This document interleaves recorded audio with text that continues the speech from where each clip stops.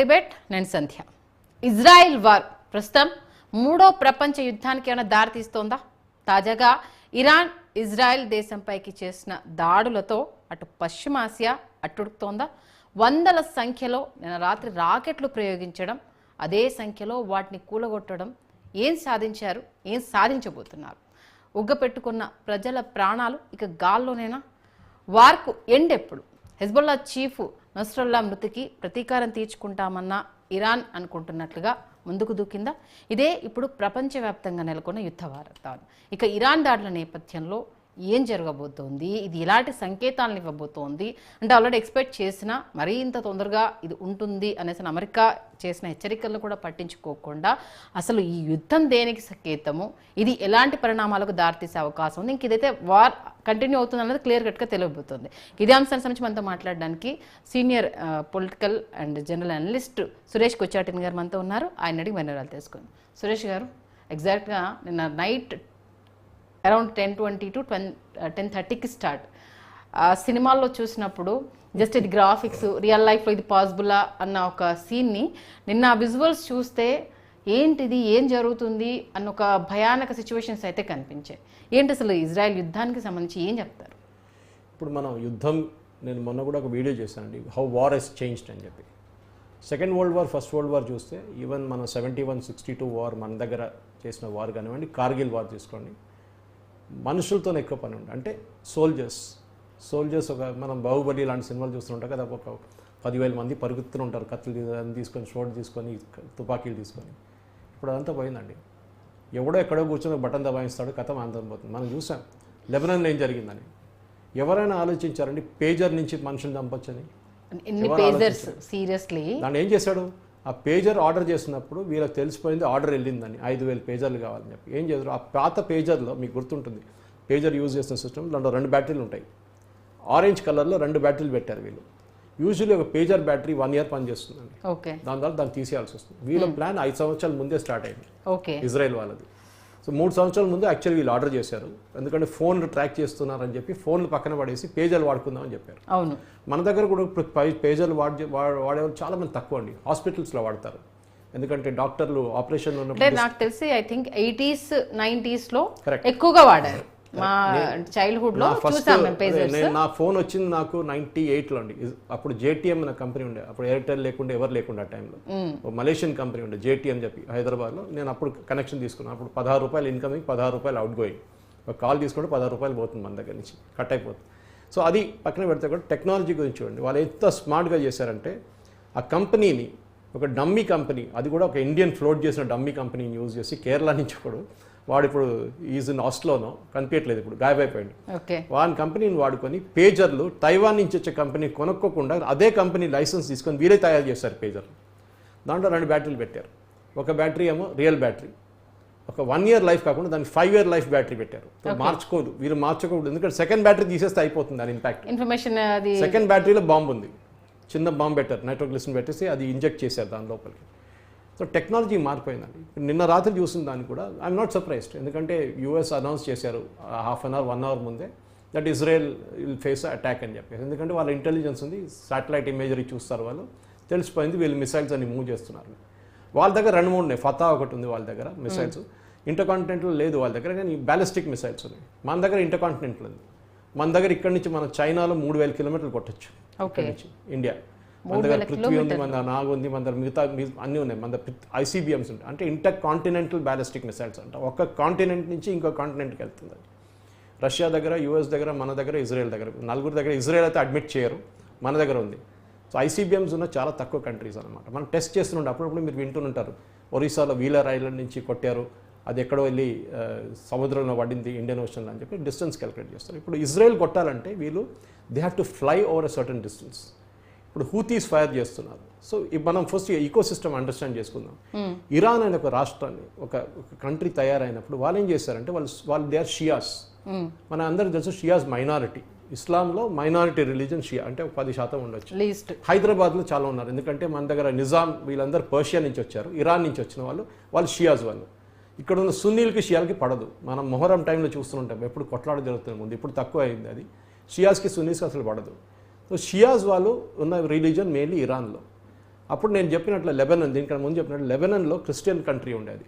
అక్కడ వీళ్ళు వెళ్ళి స్లోలీ ఎంటర్ చేసుకున్నారు. అక్కడ ఒక హెజ్బుల్లా అనే ఒక ఆర్గనైజేషన్ తయారు చేసుకున్నారు, అల్లాస్ పార్టీ, వాళ్ళ లిటరల్ ట్రాన్స్లేషన్ అన్నమాట హెజ్బుల్లా.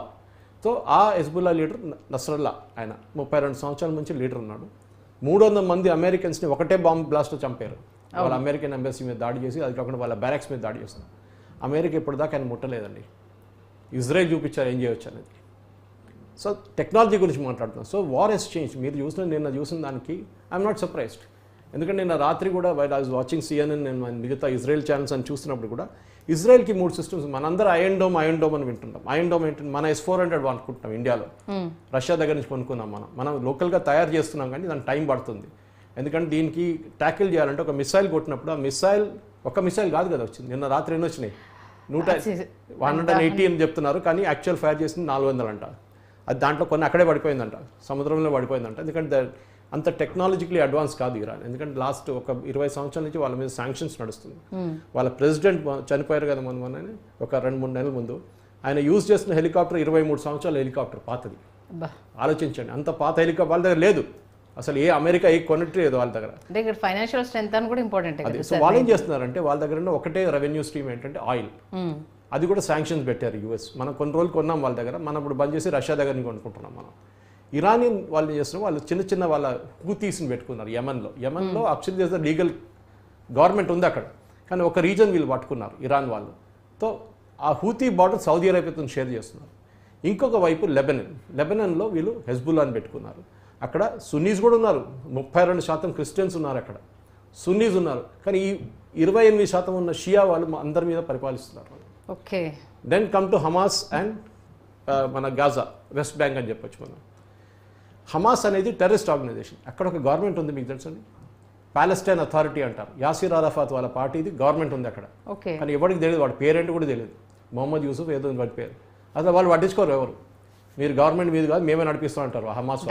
ఇలాంటి వచ్చినప్పుడు తప్పితే దాని మూలాల్లోకి వెళ్ళే అంత సిచ్యువేషన్స్ కానీ అవి ఏం చేశారంటే first step by step Israel చాలా రోజుల నుంచి వీళ్ళ మీద, ఇప్పుడు కాదు, ఇజ్రాయెల్ అనే ఒక నేషన్ని, మన భారతదేశంలో ఉన్న సిచ్యువేషన్ అదే మనకు కూడా. కానీ మనకి పాకిస్తాన్, చైనా ఉన్నారు. ఇప్పుడు ఒక బంగ్లాదేశ్ తయారైంది ఒక వాళ్ళు.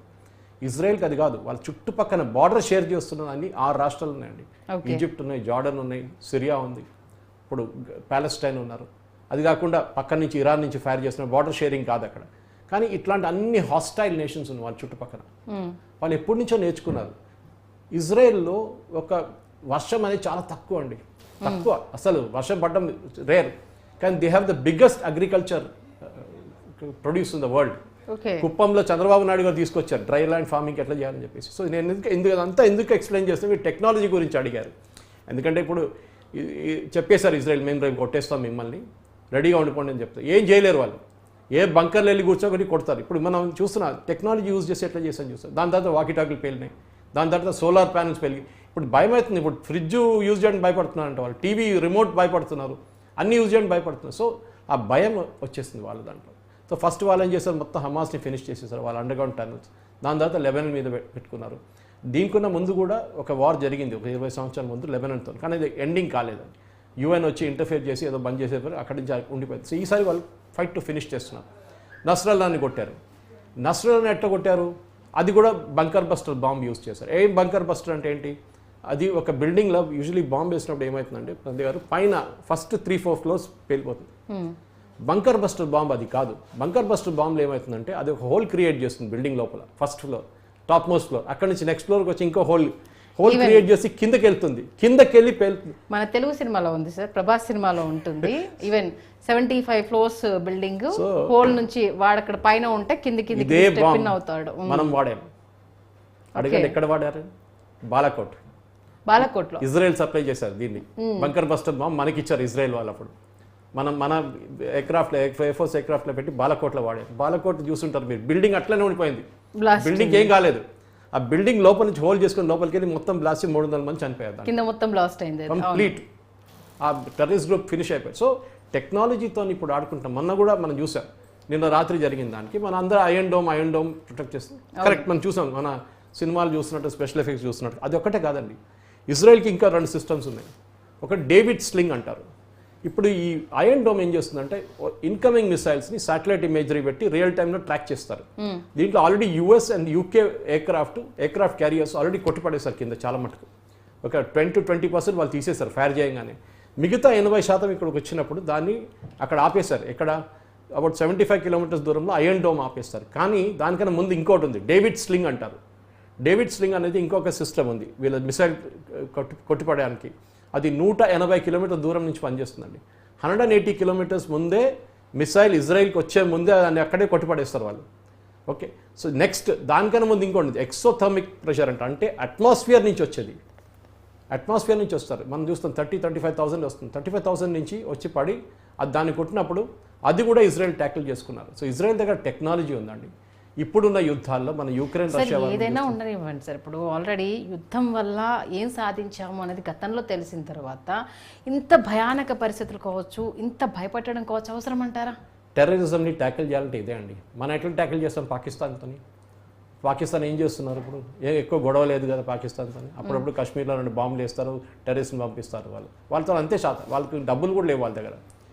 వీళ్ళది ఏంటంటే ఒక రిలీజియన్ని ప్రాపగేట్ చేయడం, ఒక హెగమని ఇజ్రాయెల్ మీద దాడి చేయాలని చెప్పి వీళ్ళది బేసిక్ అది Israel does not have a right to exist అని ఇరాన్ చెప్తున్నారు. ఇప్పుడు కాదు, ఎప్పటి నుంచో అలీ ఖొమేనీ ఉన్నప్పటి నుంచి చెప్తున్నారు Israel does not have a right to exist. ఇదే మాట జార్డన్ చెప్పారు, ఇదే మాట సిరియా చెప్పారు, ఇప్పుడున్న బషీర్ అసద్ వాళ్ళ ఫాదర్ చెప్పారు. కానీ ఏమైందండి, వీళ్ళందరికీ తెలిసిపోయింది Israel has a right to exist. Biblical time నుంచి జెరూసలేం అనే ఒక టౌన్ని కూడా that is Israel has a right. 2 state solution తీసుకొచ్చారు. 2 స్టేట్స్ అంటే ఏంటి? పాలెస్టైన్ వాళ్ళు ఉంటారు, ఇజ్రాయెల్ ఉంటారు. పాలెస్టైన్కి ఇచ్చాం కదండి, మళ్ళీ మీకెందుకు గొడవ? మళ్ళీ వచ్చి వీళ్ళని వచ్చి ఫింగర్ చేయడం ఎందుకు? హెజ్బుల్లాకి ఏం పని పడిందండి ఇజ్రాయెల్తోని? వాళ్ళు కొట్టుకుంటున్నారు ఇద్దరు. వీడు వచ్చి మళ్ళీ మూడోడు వచ్చి బాంబు వేశాడు, ఊరుకుంటాడా? కొట్టాడు, అయిపోయింది. మొత్తం లీడర్షిప్ తీసేశాడు టాప్. ఇదంతా సరే నిన్ను చూసుకుంటా అని చెప్పి హూతీల మీద వెళ్ళి కొట్టారు మొన్న. అంటే ఇప్పుడు అమెరికా సపోర్ట్ ఇస్తున్నా కూడా ఈ రేంజ్లో వాళ్ళు అటాక్ అవ్వడం అనేది అంటే ఏమైనా మెసేజ్ ఇవ్వాలని అనుకుంటున్నారా, లేకపోతే దీన్ని బేస్ చేసుకొని రాబోయే రోజుల్లో ఇంకేదైనా జరగబోతుందా అనేసి మనం అనుకోవాలా? ఏంటి అసలు ఎవరి గురించి అండి ఇది? ఇప్పుడు యుద్ధం ఇది ఇజ్రాయెల్ ఏం చేస్తున్నారు అంటే అమెరికా చేయాల్సిన పని, నేటో చేయాల్సిన పని వాళ్ళు చేస్తున్నారు. Because they don't have a choice. మనకు చాలా మన సెక్యూర్ నేషన్ అండి మనం. వాళ్ళకి రోజు ఒక క్రైసిస్ ఆఫ్ ఎగ్జిస్టెన్స్. వాళ్ళకి ఎప్పుడు ఎక్కడ బాంబు పేలుతుందో వాళ్ళకి తెలియదు. ఆలోచించండి, అది వాళ్ళ ప్రాబ్లం. వాళ్ళ బాంబ్ షెల్టర్ నిన్న కూడా చూడండి, విత్ ఇన్ సైరన్స్ రాగానే అందరు వెళ్ళి బాంబ్ షెల్టర్లో కూర్చున్నారు. వాళ్ళకి అక్కడక్కడ బాంబ్ షెల్టర్లు ఉంటాయి, వాళ్ళకి డిసిప్లిన్ ఉంది, మొత్తం డ్రిల్ ఉంది వాళ్ళ దగ్గర. ఇది చేస్తే ఏం చేయాలండి? మన దగ్గర ఇప్పుడు అట్లాంటి అటాక్ వస్తే నాకు గుర్తుంది 71 వార్లో మేము కాచిగూడ కాలనీలో ఉంటుండే. అప్పుడు I was in school those days. మా రైల్వే కాలనీలో న్యూస్ పేపర్ తీసుకొచ్చి, బ్లాక్ పేపర్ తీసుకొచ్చి విండోల మీద మొత్తం అంటించేటవాళ్ళం మేము.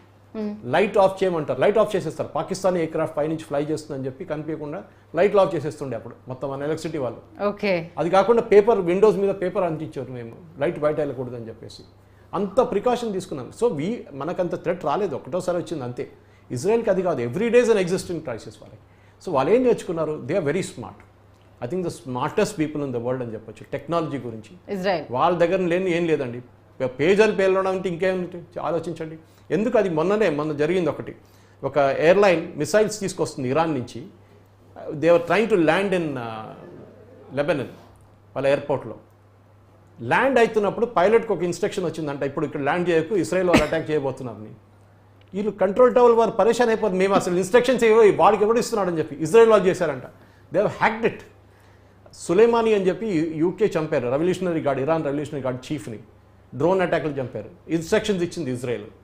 మొన్న కూడా చూడండి, ఏ అటాక్ చేసినా కానీ పక్కన ఉన్నోడికి డ్యామేజ్ కాలేదు. వాడు కూరగాయలు కొంటున్నాడు వాడి మీద అయింది బాంబు, కానీ మిగతా వాళ్ళకి ఏం కాలేదు. సో టెక్నాలజీ వార్ చేసి మీరు చెప్పినట్ల ఈ వార్తో ఎవరికి బెనిఫిట్ అట్లేం లేదండి. క్రైసిస్ ఆఫ్ ఎగ్జిస్టెన్స్ మనకున్నప్పుడు ఎకనామిక్ వార్ఫేర్ ఒకటి, ఫిజికల్ వార్ఫేర్ ఒకటి, టెక్నాలజికల్ వార్ఫేర్ ఒకటి. ఈ 3 వార్ఫేర్ నడుస్తున్నాయి. ఎవరో టెర్రరిజం అనేది మనం ఎక్కడ ఉన్నా కానీ ఇప్పుడు మీరు అన్నట్టు నిజంగా అంటే వీళ్ళకి ఎక్కడి నుంచి అమౌంట్ జనరేట్ అవుతుంది, వీళ్ళ అవసరాలు ఎలా తిరుగుతున్నాయి, వాటి మీద మీరు కొట్టినప్పుడు ఆటోమేటిక్గా అదొక విజన్. కానీ ఇప్పుడు మనుషుల్ని హింసించడం కావచ్చు, దానివల్ల చాలా మంది సఫర్. ఇప్పుడు సంబంధం లేకుండా ఉన్న వాళ్ళు కూడా ఇందులో సఫర్ అవుతున్నారు కదా. లేదు, మీరు 7th of October ఇప్పుడు వస్తుంది, సంవత్సరం అయిపోతుంది ఇజ్రాయెల్ మీద దాడి చేసినప్పుడు. అవును, ఎవరు వచ్చి దాడి చేశారండి? అక్కడ ఆర్మీ అయితే రాలేదు కదా, హమాస్ వాళ్ళు రాలేదు కదా. ఎవరు వచ్చారు? ప్యాలెస్టైన్ నుంచి వచ్చిన ఆర్డినరీ ప్యాలెస్టైన్, ఈవెన్ పిల్లలు వచ్చి ఎత్తుకెళ్ళిపోయారు అందరినీ, చాలా తుపాకీలు తీసుకుని చంపారు. అప్పుడు ఎవరు చేశారండి అదంతా? వాళ్ళే చేశారు కదా. సో వాళ్ళు సహించాల్సిందే, సింపుల్. మీరు హిందీలో అంటారు కదా, ఇంగ్లీష్లో కూడా you so a wind and reap a world wind అంటారు. అంటే మీరు వేసిన దానికి మీకు వస్తుంది 10 సార్లు కొట్టుతుంది రిమైనింగ్, అది కర్మ, అది ఏం చేయలేం దాన్ని. సో జరుగుతుంది డెఫినెట్గా. ఇజ్రాయెల్ మీద మీరు వెళ్ళి పుల్లలు పెట్టకండి, ఏం చేయకండి, వాళ్ళని ఉండేయండి, వాళ్ళు ఏం చేయరు మిమ్మల్ని. కానీ వాళ్ళని వెళ్ళి మీరు గీక్తే డెఫినెట్గా వాళ్ళు కొడతారు, అది జరుగుతుంది. దాంట్లో కొలాటరల్ డ్యామేజ్ అని ఎప్పుడు చెప్తాము, ఇరాక్లో చూసాం, ఆఫ్ఘనిస్తాన్లో చూసాం, సిరియాలో చూసాం.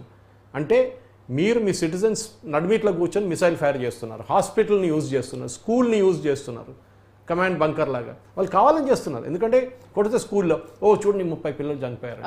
మీరు ఎందుకు ఉన్నారండి అక్కడ? Why are you sitting in the school? మీరు స్కూల్ కింద బంకర్ ఎందుకు తయారు చేసుకున్నారు? ఇది అడగాల్సిన ప్రశ్న. ఇది ఎవరు అడగట్లేదు ఇప్పుడు దాకా. ఇది ప్రాబ్లం అంట. వీళ్ళకి ఏంటంటే ఓపెన్ ఫైట్ చేయడానికి వీళ్ళకి గట్స్ లేదు, అది ప్రాబ్లం.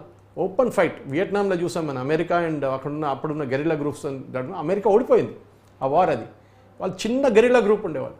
ఇప్పుడేమైపోయిందో టనల్ తయారు చేసుకున్నారు, కిలోమీటర్ టనల్ తయారు చేసుకున్నారు. డబ్బులు తక్కువ లేదండి. ఇరాన్ మొత్తం ఫండింగ్ చేస్తుంది, 100% ఫండింగ్ ఇరాన్ నుంచి. వాళ్ళకేం సోర్స్ లేదు, హమాస్కి డబ్బులు ఎక్కడి నుంచి లేదు, లెబనాన్లో ఉన్న వీళ్ళకు హెజ్బుల్లాకి లేదు, అక్కడ ఉన్న హూతీలకు లేదు. వీళ్ళు ఉన్న డబ్బులంతా ఏంటంటే ఇరాన్ నుంచి వచ్చే ఆయిల్ మనీ. ఇరాన్కి వచ్చే $300 బిలియన్ నుంచి వీళ్ళకి అందరికీ ప్రపోర్షనేట్గా ఇస్తారు. మిసైల్స్ తయారు చేసి ఇస్తారు, షిప్స్లో పంపిస్తారు, ఎయిర్క్రాఫ్ట్లో పంపిస్తారు. ఇప్పుడు కూడా హెజ్బుల్లా దగ్గర 25,000 నుంచి 60,000 మిసైల్స్ ఉన్నాయండి ఇప్పుడు కూడా హెజ్బుల్లా దగ్గర. ఇరాన్ కాదు మాట్లాడేది మనం. సో దాన్ని కొట్టడానికి ఇంకా ఇరాన్ ఇప్పుడు that's why they saying. Israel ఏం చెప్తున్నారు, we're doing a cross border. వాళ్ళ కంట్రీలో ఎంటర్ అయిపోయారు నిన్ననే, లెబనాన్లో ఎంటర్ అయ్యి we doing a limited operation. అంటే south Lebanon which is facing northern Israel, అక్కడ నుంచి మిసైల్స్ కన్సిస్టెంట్గా ఫైర్ చేస్తున్నారు. మన దివాళీ రాకెట్ లాగా ఫైర్ చేస్తూనే ఉంటారు డైలీ వాళ్ళు. సో అక్కడ వచ్చి ఇక్కడ వీళ్ళ కమ్యూనిటీ మీద పడుతుంది, కిబుట్స్ అంటారు దాన్ని ఇజ్రాయెల్లో, వాళ్ళ మీద వచ్చి పడుతుంది అనమాట. దాన్ని బంద్ చేయడానికి now they are gone that side. అక్కడ వెళ్ళి ఏం చేస్తున్నారు వాళ్ళు చూపించారు, నిన్న 3 డీక్లాసిఫైడ్ డాక్యుమెంట్ చూపించారు అడ్మిరల్ డానియల్ హగారి, వాళ్ళ ఇజ్రాయలీ స్పోక్స్ పర్సన్. దాన్ని చూపిస్తున్న కింద ఒక ఇంటి కింద మిసైల్ లాంచింగ్ సైట్ పెట్టుకున్నారు వాళ్ళు. ఇంటి కింద మన కార్ పార్కింగ్ ఉందా, అట్లా షట్టర్ ఓపెన్ చేస్తారు, మిసైల్ ఫైర్ చేస్తారు, షట్టర్ పెట్టేస్తారు. కానీ ఇజ్రాయెల్ వాళ్ళు దానికన్నా స్మార్ట్, వాడు శాటిలైట్ పైన చూస్తూనే ఉంది ఎక్కడుందని. వాడు షట్టర్ ఓపెన్ చేయనే కానీ బాబు వచ్చి పడుతుంది దాని లోపలే. So that is where Israel is surviving. వాళ్ళు they have no option. Even 5 years pre planned అంటేనే ఎంత క్లియర్ కట్ గా ఒక పేజర్ విషయంలోనే ఆ రేంజ్ లో శ్రద్ధ తీసుకొని. వాకీ టాకీస్ ఆలోచించండి, వాకీ టాకీస్ ఎవడైనా నో డ్రీమ్, ఇన్కెపాసిటేటింగ్ చూడండి. పేజర్ ఎప్పుడు ఎక్కడ పెట్టుకుంటాం, బెల్ట్ దగ్గర పెట్టుకుంటారు, లేకుంటే మెసేజ్ చూసినా ఇట్లా చూస్తాం. ఓకే, అదేమైంది, మెసేజ్ ఫ్రమ్ హెజ్బుల్లా చీఫ్ అని వచ్చింది, కరెక్ట్ కన్ను మీద పేలిపోయింది అది. So what happened was command and control పోయింది సడన్గా. మీ లీడర్షిప్కి, మీ ఫుట్ సోల్జర్స్, కమాండర్కి అందరి దగ్గర పేజర్లు ఉన్నాయి. 5,000 కమాండర్లు ఒకటేసారి పోయారు అందరూ. ఇక్కడ లీడ్ కమ్యూనికేట్ చేయలేకపోతున్నారు వీళ్ళతో, ఏం జరుగుతుందనే తెలియదు. అరే మిసైల్ వస్తుంది అయినా చేయడరా అంటే ఎవరికి చెప్తాం?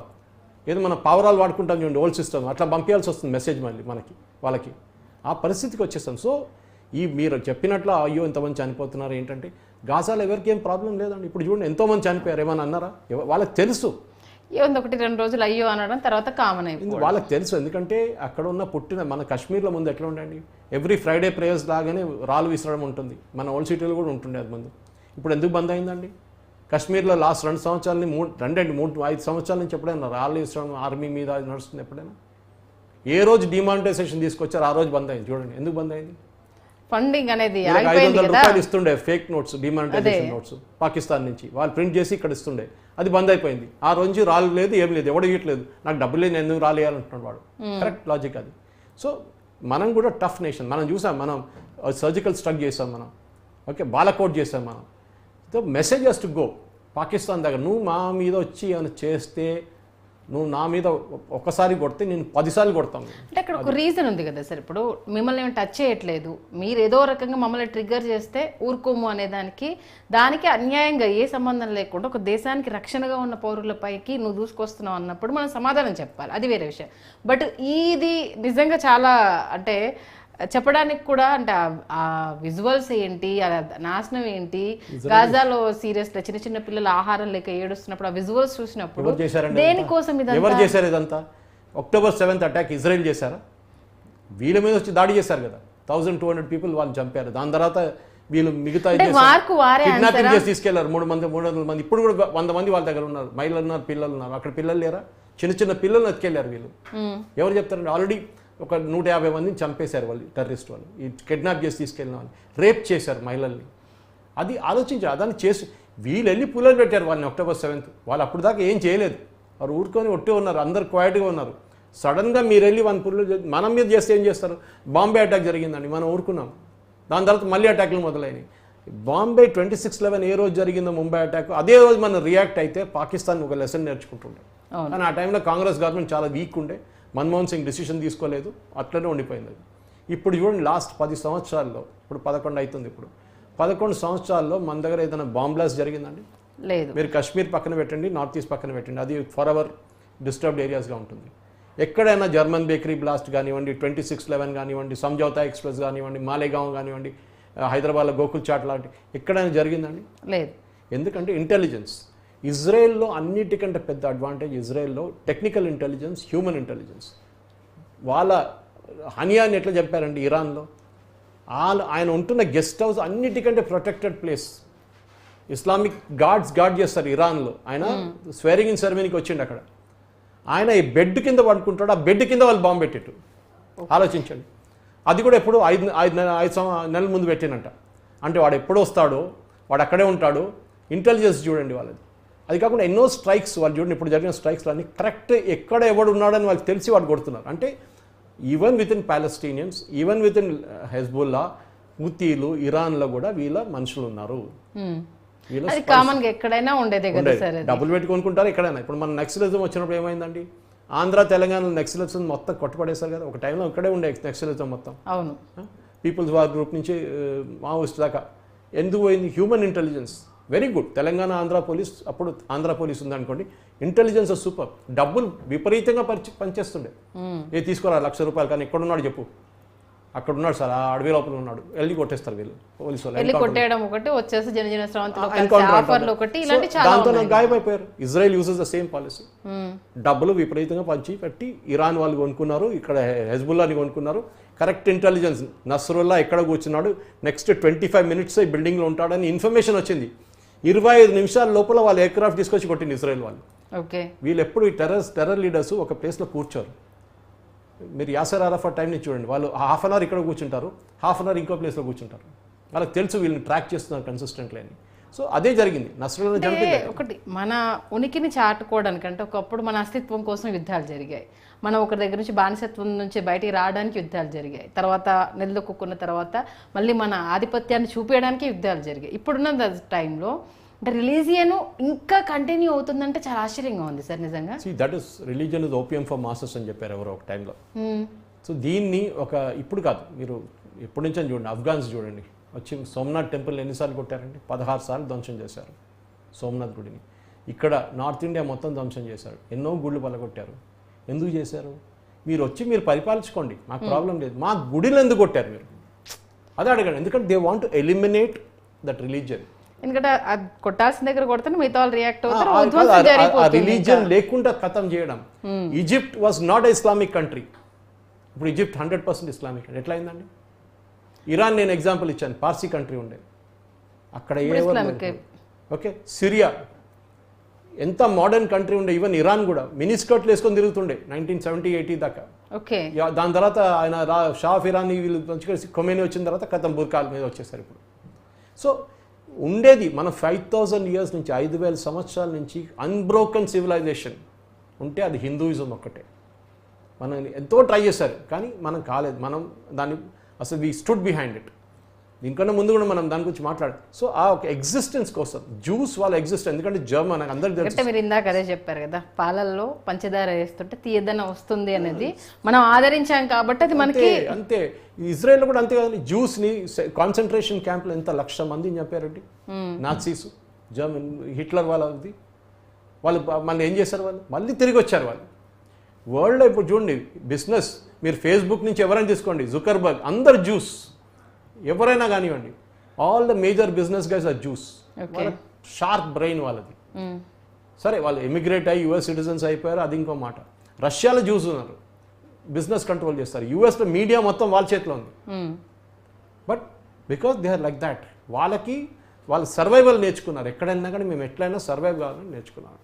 సో దానికోసం ఇజ్రాయెల్ ఏమైనా చేస్తుందండి. ఓకే, ఎండ్ పాయింట్ గురించి అంటే దీన్ని ఇంకా కంటిన్యూటీ ఉంటుంది అనేది క్లియర్ కట్ గా ఎన్నో సంవత్సరాలు ఉంటుందండి. టెర్రరిజం ఏంటి రిజల్ట్ అది ఇంకా టెర్రరిజం అని వెళ్ళిపోయింది. కాశ్మీర్లో బంద్ అయిపోయింది, టెర్రరిజం కాలేదు కదా. అప్పుడప్పుడు వచ్చి మన ముగ్గురు నలుగురు మన సోల్జర్స్ ఇలా దాడి జరిగినప్పుడు మనం మాట్లాడుకోవడం, తర్వాత 2 రోజులు మర్చిపోవడం, మళ్ళీ దాడి జరిగినప్పుడు మళ్ళీ మాట్లాడుకోవడం. కానీ ఈసారి ఇజ్రాయెల్ ఏం చేశారంటే మనం ఎప్పుడు చెప్తాం వేరులతో తీసేశారు. Okay, with the roots they remove. చెట్టు కొట్టడం కాదు, with the roots they remove. హమాస్ని ఫినిష్ చేసేసారు. హమాస్ కమాండ్ అండ్ కంట్రోల్ లేదు ఇప్పుడు. Same thing with Hezbollah, next Houthis. Iran కొడితే ఇరాన్ పడిపోతే, ఇరానియన్ గవర్నమెంట్ పడిపోతే ఈ లోకంలో ఇప్పుడున్న 80% ప్రాబ్లమ్ సార్ట్ అవుట్ అయిపోతుంది. ఓకే, ఇరాన్ గవర్నమెంట్ పడిపోతే డెఫినెట్గా 100% వాళ్ళే దీని టెర్రరిజం మేజర్ ఫండింగ్ ఇప్పుడు పాసిబుల్ అవుతుంది. అది డెఫినెట్గా అవుతుంది. నేను మొన్న ట్వీట్ చేశాను దాని గురించి, 2 రోజులు ముందు ట్వీట్ చేశాను. కరెక్ట్గా చెప్పిన దానిలో జరిగింది చెప్పాను. నెక్స్ట్ డే నిన్న రాత్రి అంటే మొన్న చెప్పాను, నెక్స్ట్ డే ఇరాన్ రియాక్ట్ అవుతుంది, మిసైల్ ఫైర్ చేస్తారు. ఆ మిసైల్ ఫైర్ చేయడానికి ఇజ్రాయెల్ ఈజ్ వెయిటింగ్. అది ఎందుకంటే మా వాళ్ళ ఎక్స్క్యూజ్ వచ్చేస్తుంది, మా మీద కొట్టారు కదా, ఇప్పుడు మేము కొట్టాల్సింది మా రెస్పాన్సిబిలిటీ, మేము కొట్టేస్తున్నాం. అది ఓకే. అంటే ఎండ్లో ఒక్క పాయింట్లో దీన్ని చూసి మిగతా వాళ్ళు నేర్చుకోవాలంటే ఏం చెప్తారు? మీ రాష్ట్రాన్ని మీరు చూసుకోవాలండి, మీ ప్రజల్ని మీరు చూసుకోవాలి. అది మీ బాధ్యత, అది చూసుకోవాలి. భారతదేశం ఉండొచ్చు, అది ఇజ్రాయెల్ ఉండొచ్చు, ఎవరైనా ఉండొచ్చు. ఓకే, వాళ్ళ దేశాన్ని వాళ్ళు చూసుకోవాలి. 26 అక్కడ 9/11 తర్వాత యూఎస్లో 20 hours అటాక్ జరుగుతారు. యూఎస్లో ఏమైనా అటాక్ జరిగిందండి? వాళ్ళ హోమ్ల్యాండ్ సెక్యూరిటీ సెటప్ చేశారు, మొత్తం సెక్యూరిటీ సిస్టమ్ ఓవరాల్ చేశారు, ఎయిర్పోర్ట్ చెకింగ్ చెక్ చేశారు, అన్ని సెక్యూరిటీ టైట్ చేసేసారు. ఇంకా మనం కూడా చేసాం. ఓకే, మన దగ్గర కూడా చూడండి, ఆ 10-11 సంవత్సరాల నుంచి బాంబ్ బ్లాస్ట్ ఎందుకు లేదంటే టెక్నాలజీ ఇప్పుడు చెప్తారు terrorist has be lucky only once, కానీ security agencies are be lucky all the time. 100% వాళ్ళు లక్కీగా ఉండాలి. ఒక్కసారి వాళ్ళ చేతి నుంచి జారిపోయింది అనుకోండి, ఒక బ్లాస్ట్ జరిగితే చాలు, వాళ్ళ మొత్తం చేసిన పని అంతా ఓకే ఎవరు పట్టించుకోరు. చూడు ఇంతమంది చనిపోయారు, ఏం చేస్తున్నారు, నిద్రపోతున్నారా అని అడుగుతారు. కామనే కదా సార్, తప్పు జరిగినప్పుడు ఎత్తి చూపడానికి చాలా తప్పని కాదు, ఇంటెలిజెన్స్ ఏజెన్సీస్ వాళ్ళ చేతి నుంచి చెప్పలేము. ఒకసారి అన్లక్కీ వాళ్ళు ట్రాక్ చేస్తున్న కాల్ కానివ్వండి, వాళ్ళు ట్రాక్ చేస్తున్న మనిషి ఎక్కడో గాయమైపోతే ఏం చేయలేము. వాడు వెళ్ళి ఎక్కడో బాంబు పెట్టి 100 మంది చనిపోతే గవర్నమెంట్ మీద వస్తుంది. చూడండి మోదీ గారు ఏం చేస్తున్నారు, నిద్రపోతున్నారా అంటారు. థ్యాంక్ యూ సురేష్ గారు. నిజంగా లోతుల్లోకి వెళ్ళి చాలా మంచి విశ్లేషణ. అంటే ఇది కంటిన్యూ అవుతుంది, దాన్ని ఇంకా ఆపలేము. ఆపాలంటే మూలం దగ్గరికి వెళ్ళాలన్న విషయాన్ని చాలా క్లియర్ కట్గా తెలియజేశారు. ధన్యవాదాలు. ఇది వాటి special debate. Keep watching News 360.